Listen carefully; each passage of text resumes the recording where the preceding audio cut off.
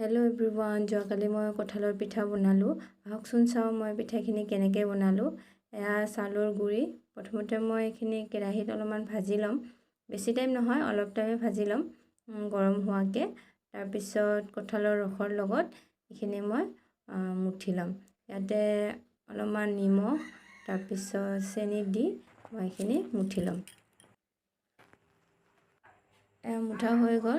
তো এতিয়া অলপ অলপকৈ কলৰ পাতত দি কেনে এইখিনি মই বেলি ল'ম।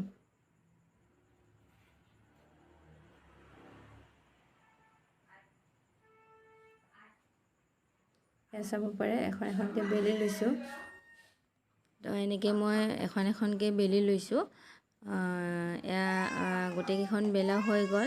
তো গেছত মই টাৱাখন বহাই দিছোঁ। ইয়াতে এখন এখনকৈ সেকি ল'ম। বহুত সহজে হয় বনোৱা আৰু খায়ো ভাল লাগে। যদি আপোনালোকে বনাই খোৱা নাই, এনেকৈ বনাই খাই চাব। আৰু মোৰ ভিডিঅ'টো ভাল লাগিলে লাইক কমেণ্ট শ্বেয়াৰ কৰিব নাপাহৰিব। আৰু লগতে কমেণ্ট কৰিবচোন আপোনালোকে এনেকৈ বনাই খাইছেনে নাই।